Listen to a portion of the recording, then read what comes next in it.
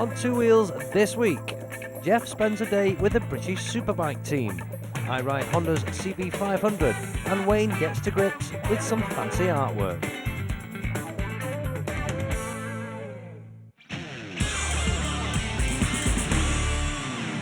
So this week we are not at Wayne's warehouse, we are in actual fact at a paint shop. A paint shop whereby they decorate, design and spray fancy helmets, amongst many other things I might add. Why? Why would you want to do that when you can go to the shop and buy one of these? Well, that's because this difference and costs are about £50. This will cost you 320 quid for a plain one, maybe 380, 90 quid for a decorated one. The difference being is, of course, there's another 30,000 out there with one of these helmets.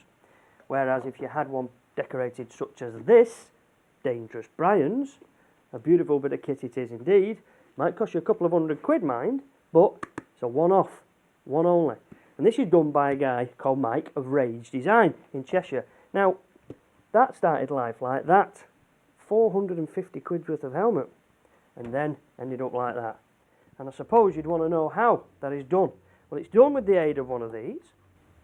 Okay, it's done with the aid of a lot of patience and clever design and thought and a steady hand, of which I definitely haven't got. But Mike Boot definitely has. I'll introduce you to him and we'll show you how that's done. In fact, I'm going to tell you a little story. So here we go. Here's Mike in his workshop admiring one of his latest creations. But it's not just helmets that he paints. Here's some bodywork primed up and ready for a fancy top coat. And how's this for a pair of fancy Fireblade wheels? But it's helmets we've come to see him do. Just look at the speed of this man. The first task is to remove all the rubber sealing strips on the helmet, of course the visor and the visor mechanism, and that's also removed so that we can begin the masking process.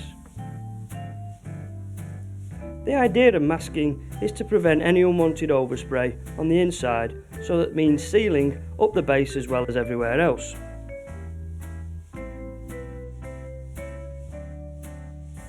Then the helmet is rubbed down. This removes the outer coating of lacquer, which provides a good key for the first coat, which of course is the boring old primer. And this is a primed helmet. Looks fairly boring, not very pretty, so let's move on a few stages to the helmet when it's partly done. This one has a fancy lattice effect and some very clever drop shadowing on the silver area.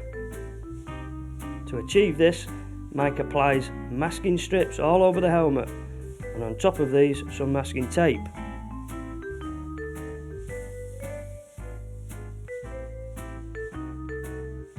You'll notice that you can see the pattern below through the masking tape, which allows him to trim accurately with this very sharp scalpel. Beware Zorro. It might seem odd that he doesn't mask the whole of the helmet, but the airbrush is very clever and it only uses a very fine jet, and so there's no real need to do so. This is the paint going on, and although it doesn't look very impressive as yet, it's not until the masking tape is removed and then we'll see the finished effect.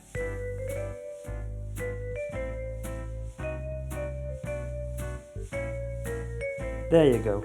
I told you this guy knew exactly what he was doing. I wonder if he'll give me a prize to do me all stairs and landing. And Michelangelo's got nothing on this guy. And now for the real clever bit. Applying a drop shadow effect, which makes the silver paint look as though it could be just peeled off the blue.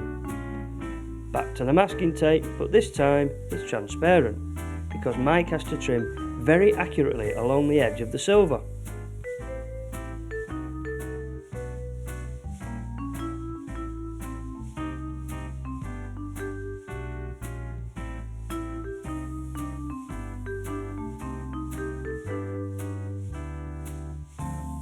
Some more black paint, and very soon he's achieved a fantastic, almost three-dimensional paint job. It's quite outstanding, literally.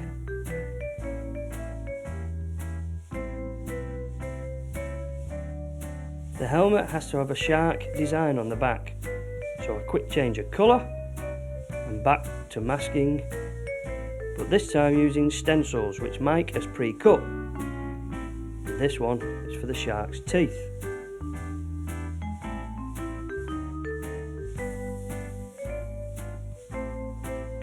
Sharks are of course grey in colour, so that's the next bit, and eventually after some intricate stenciling and masking we begin to see the finished result. A very angry looking shark.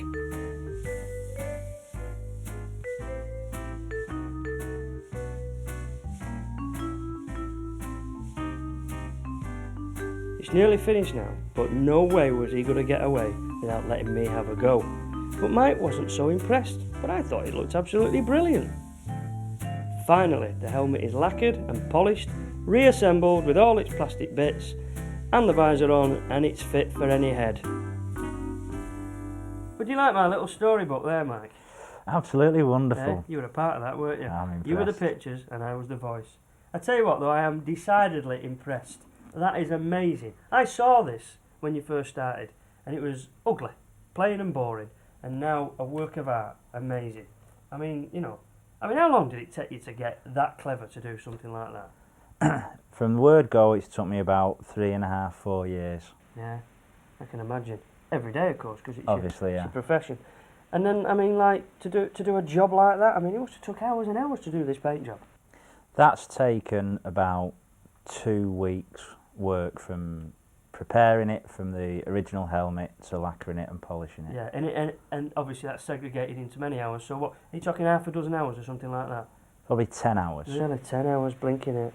What about when they bring in a 450 quid lid and then they know you're going to rip it apart? They must be. The helmet. Well, the best thing to do is when someone brings you a brand new helmet is to rip it apart in front of them. If they see it's being taken to bits, they know it's being done properly. True enough, I can understand that. Alright, fair enough then. We've discussed helmet prices. We've mentioned helmets from 100 quid, 450 quid. But what about a paint job price? How much would something cost like this that I've got? That, what you've got, would be around about the £200 mark. Going up from there to 350, but going down to about 130 for something basic. Yeah. Whose helmets do you paint? Various, from people in the racing world, road racers, motocrossers, speedway riders like Joe Screen who do all his helmets, and a few of the Australian riders who do their helmets, Steve Johnston. But mainly, it's the man in the street. What's the most unusual thing you've had to paint on a helmet then? The weirdest thing I've ever been asked to paint on a helmet was Penelope pit stop with Muttley in a very compromising position. Oh, is it X-rated this? I cannot say any more. I know that Mike at the moment is doing some research, and he's doing some research on painting and decorating leather. Yeah, fancy artwork on your leather. So the thing to do is to watch this space, and when he's got it sussed, we'll come round to Ray's Design and show you how he does it.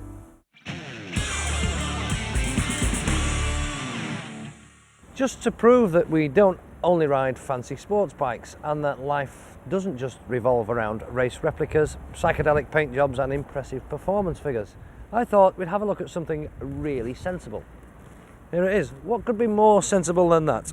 It's Honda's very ordinary CB500. The CB500 was introduced back in 1993. A basic, easy to ride machine. No frills, no nonsense, no funny gadgets, and no acres of plastic bodywork. By now, you'd be forgiven for thinking that this is the most boring bike in the world. But the CB500 is actually rather good. And I'll tell you why it's rather good. Well, the fact that it's very basic is really part of the attraction. There's no fancy engine management systems to worry about, no electronic trickery that you daren't touch unless you've got a degree in computer programming. None of that, just a very basic 498cc parallel twin water-cooled engine. It's got 8 valves and it will produce about 58 brake horsepower, and the bike will still do well over 100 miles an hour. It's not just the engine that's basic, the no-frills theme continues really throughout the bike. This petrol tank is kind of 70s really, almost retro in its styling, and it's got these plastic cowling pieces here just to improve the lines around this radiator. And then up here, look, retro style again, big single chrome headlamp, and of course above that sits the dashboard. Again, it isn't fancy, rev counter, speedo, trip, all the warning lamps, everything you need, all the usual stuff. important on any bike is the seating arrangements, and on the CB500 they're excellent. Look at that lovely thick padded seat there. It's also quite wide as well, so you won't get too many aches and pains. And the whole thing is fairly low, so most people should be able to get both feet on the ground, avoid the old balancing act on your tiptoes every time you stop at a set of traffic lights. Further back, the pillion department again is really quite good. Nice thick padded seat, dual seat of course on this, and the pegs aren't too high, so you'll not actually give your pillion too much grief on the back, and of course a nice chunky grab rail to hang on to. Out on the road is when you start to appreciate just how well all of this simplicity works when it's packaged together like this. The handling isn't razor sharp, but this isn't a sports bike. The riding position isn't one which I could sustain for hundreds of miles, but this isn't a tourer, and the performance won't have your eyes popping out of the sockets every time you twist the throttle. So what's the CB500 meant to be? Well, I think it's meant to be the perfect all-rounder. Maybe not quite, we know that, but it really is very, very good. I have to say it's one of the most adequate bikes in most departments that I've ever ridden. It doesn't excel at any one thing, but it's very good at most. And you'll see them used by all kinds of different sorts of people. Couriers use them. It's ideal as a commuter bike. It's small enough and light enough to nip through the busy traffic. It's okay as a weekend runabout. All right, you're not going to keep up with the boy racers on their sports machines, but you'll probably have nearly as much fun along the way. In fact, the CB500 has its own very successful race series, the CB500 Cup, so surely that tells you something about the quality of the bike. And if you want a new one like this with no fairing on it at all, it'll cost you £3,500. And if you want the one with a little nose fairing and a small windscreen, that'll cost you £3,700. And I reckon for that amount of money, you could do a lot worse. Coming up after the break, Jeff spends the day with the British Superbike team.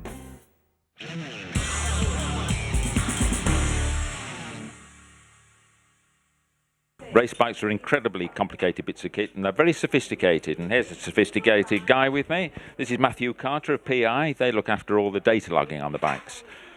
Matthew, what have we actually got here? Right, this is Pi System 1 data logging for motorbikes. We have a data logger fitted on the front here, which has various sensors over the bike, which it collects and then you download at the end of the lap. So to log data, it's got sensors all over the bike. What actually is this one got? That's correct. It has a front wheel speed sensor to get to know that the bike's moving. We have an RPM signal from the ignition. We have a beacon for the lap time, and we have a gyro for map making. When you say a beacon, this isn't a flashing light, is it? No, that's right. We have a beacon transmitter on the pit wall, which has an infrared light, and then you have a receiver on the bike. As it goes through the light, it stops the time that you've got on that lap and starts the next one. And looking at the display there, the rider can actually monitor his lap speed as well. That's right. Here on the left-hand side of the screen, he can display anything that he chooses that's logging. On the right-hand side, it flips up his time every lap. And this gyro, it's in a very sensitive part there at the front of the seat. To monitor private parts. Yeah, sensitive sensor in a sensitive place. We cleared it with John earlier. Yeah, it's mounted there in the middle of the bike, so you get a good reading. It gives you a map of the circuit, so when you look at the data in the evening, John can see where he's taken his lines, etc., and what revs and gears he was in. This map of the circuit, this isn't pre-programmed, it's actually reading lean angles and G-forces, is it? That's right. You can have different maps for different situations, a wet map, a dry map, etc. And also John may take a slightly different line to Ian or something, and you can just, gives you the rider's exact line rather than the concrete on the track.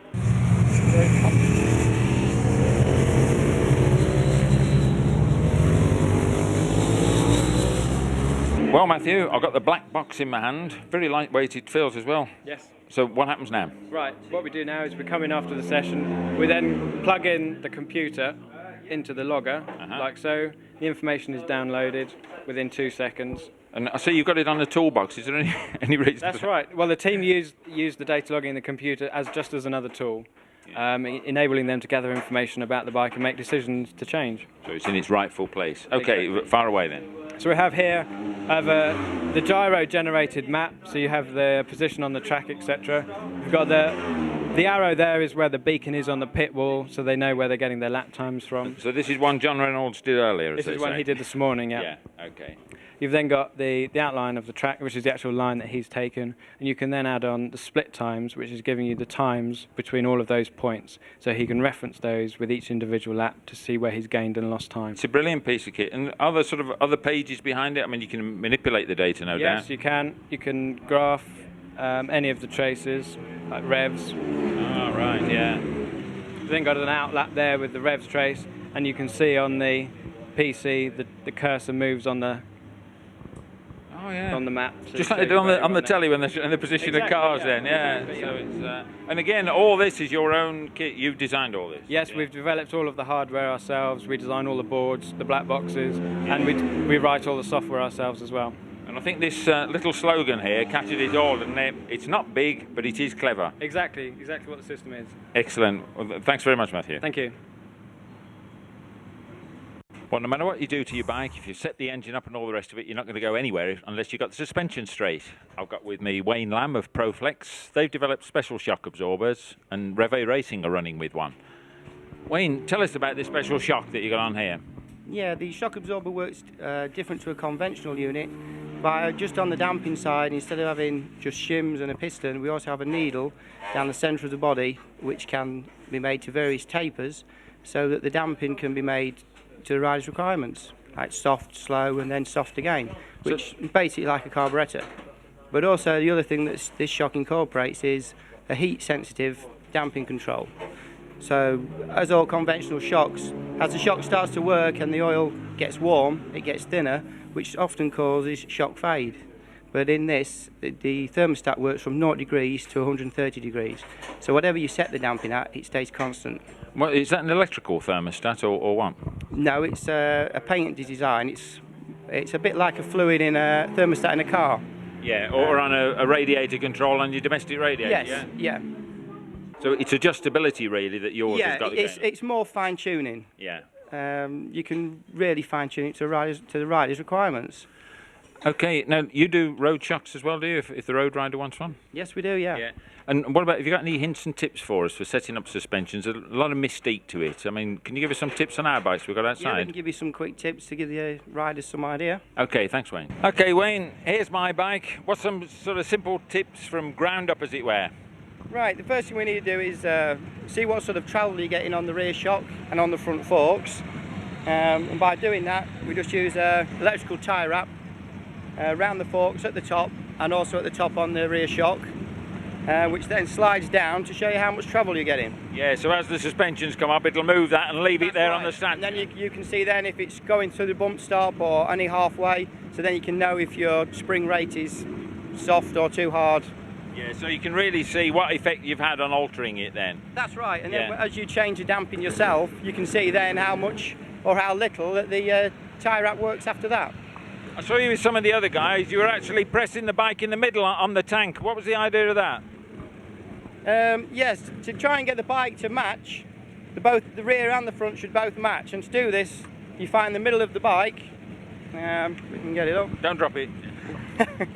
And you press with both hands and the back and the front should go down together.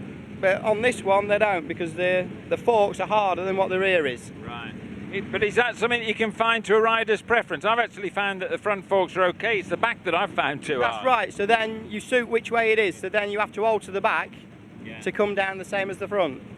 Now on the Ducati, these really are multi-adjustable on these Olands, aren't they? You can actually do rebound, preload, the whole caboodle. That's right, yeah, which basically you need. Yeah. If you buy Japanese stock stuff, they've only got a few adjustments, they're easier for the guys to use, but there's not a lot of adjustments on them. Okay, well if we go to the Honda CBR behind, which happens to be Mr. Paul Johnston's. Right, so what can we do with Paul's?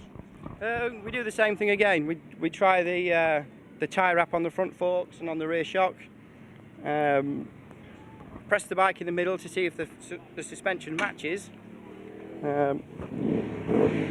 Which on this one it's a little bit better because we've had a play with it this morning, but we're fully on the adjustments now. Right. We've got no adjustments left, which means if the rider can't get what he wants, then the shock has to come off and be re-shimmed to his requirements. And what sort of adjustment can you get? I mean, this is typical of many sports bikes, so what's the sort of range that you can get? The range is, well, for the road it's adequate, but if you was to start racing, then you need to go up on the damping. Right, so on the front forks here, we can do the preload on the springs, can't we? Yeah, if you was to race this, you would go up on the oil weight and just harden the damping up right through. And adjustments for the rear shock, that was down here on the swinging arm? Yeah, the trouble is with this model here, it only has adjustments for the rebound, and obviously you can adjust the spring. But to fine tune it, you really need compression damping. Okay, and we can just see the two adjusters, if you could just point those out to us there. Yeah, the two adjusters, if you a little hole through there to put your screwdriver in, and that alters the rebound to fast or slow, whichever way you want to do it. Yeah. Now, is it something that the ordinary guy watching this should do, or what? Are there any warnings on this? Not really, because basically the bike is just a mass-produced bike, so it's just set up for, you know, for anybody, and the suspension's there for them to play with. And so, I mean, what I'd always do, if you're going to move it on the clicks, is sort of take a note of where you're starting, at least so you can put it all back if you do make a mess of it. That's right, but when you find most of the bikes when they come out, like the Yamaha we did this morning. Well, if you like, we'll just have a look at that one. The rebound was coming far too quick, which really is more dangerous than not. As the shock started to get even hotter, it started to fade, and as he said, it was throwing him about a bit. And you quite quickly evaluated that just by bouncing on the back. Could you give us a demonstration of that, Wayne? Will do.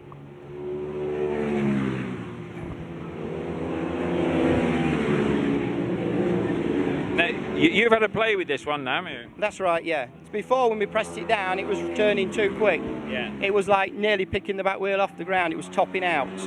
Also, when you set your bike up, you must also make sure that when you alter the preload on the spring, that you always have a touch of sag, which means you can pick a free weight up, probably 3 or 4 mil.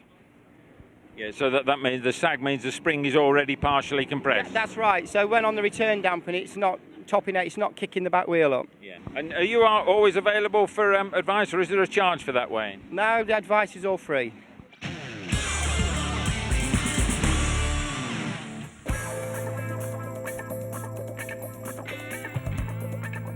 On Two Wheels next week, a road test on the machine that people were drooling over at last year's bike show, Yamaha's brand new R6.